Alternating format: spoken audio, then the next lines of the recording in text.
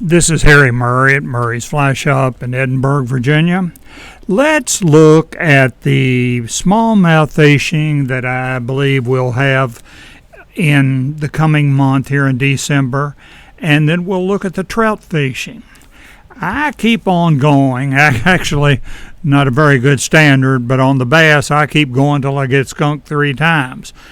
There's a situation on the smallmouth that has provided me and some of my special friends some very outstanding smallmouth fishing at this time of the year. There are many ledges, limestone ledges, especially in the South Fork of the Shenandoah River, that extend from one bank to the other. The water is usually about 2, 3, 4 inches flowing over these limestone ledges. Now, there again, these ledges go from one bank to the other. The next ledge downstream might be 200, 300 feet down.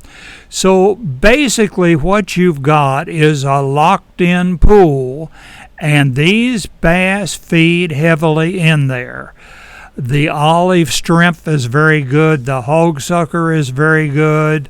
Those kind of flies are very, very effective. What I do on these is move in below the downstream ledge, wade into the red water below the downstream red, start on the side of the river, and I cast upstream, fanning my cast with those flies I just mentioned over the water above me. Now, I strip that back just a little faster than the current's pushing. I've found that if I do about a 2-foot jigging action, I'm sitting here lifting the rod. If I do a 2-foot jigging action, it often sparks a lot of strikes that I don't think I get if I just let it roll through there. And I'll wade all the way across the river doing that, just fanning my cast upstream. Cast maybe 40, 50 feet and swim it back. Cast it up again, swim it back, and work my way all the way across the river. I've had some special friends in town. I take them in that. Old Charlie Waterman says, Harry, this is very good fishing. Now, a pool that we'll say is half the size of a football field. Often the fishing in those cuts between those ledges is so good, I might devote 2 to 3 hours to fishing one of those and catching a lot of bass as I go. So take advantage of that. Once these things start freezing over, now we're into a different ball game altogether. But these cuts between these ledges that are sort of boxed in, I don't know why those bass locate in there. There will be some water in between those ledges that'll be maybe 6 feet deep. So that has some appeal. But I'm not talking about going to these deep areas above the dams that we're talking 15-foot deep water. That's not my ball game here. These cuts have just been real good to me on the smallmouth. Now, let's look a little bit at the trout deal. The rich springs that flow into our trout streams are slightly warmer at this time of the year than the main streams that these springs flow into. They're also pushing a great pH, which causes a lot of food to increase in there. So what I do, I look for these springs. There'll be rich green grass along the bank and right where they flow into the stream.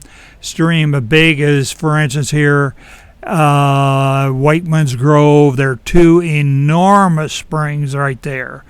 And that will reach downstream, providing that good environment of a good water temperature plus an abundance of food. There are going to be a lot of crust bugs, a lot of shrimp in through there. And what I do is start on the side of the stream, fishing down and across stream from where the spring starts. And like I say, if they've got a big volume of spring water, it might extend downstream 100 yards or more.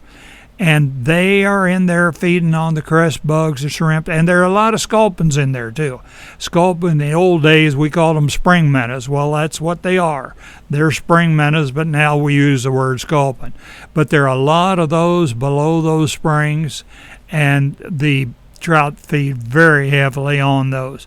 And I work down through there where we have the large springs. I could easily spend more than 2 hours covering that. I just wade down real slowly, casting across stream, letting the fly sink down. My favorite of all is the Edshanks crest bug. The Murray shrimp is pretty good. The Spuddler is pretty good. But I just swim it right along the stream bottom, working downstream very, very slowly.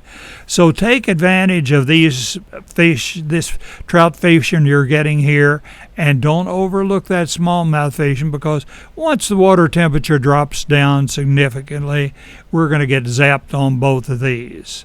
If you have any question on any of this, ring me here at the Fly Shop in Edinburgh, or better yet, come in and let me show you on the maps where you can find these springs. There are a lot of them in Big Stony, and there are quite a few in Hidden Valley of the Jackson. But I'll show you where you can find all these, and it's worthwhile. Thank you a whole lot for sticking with us, and just let me know how I can help you.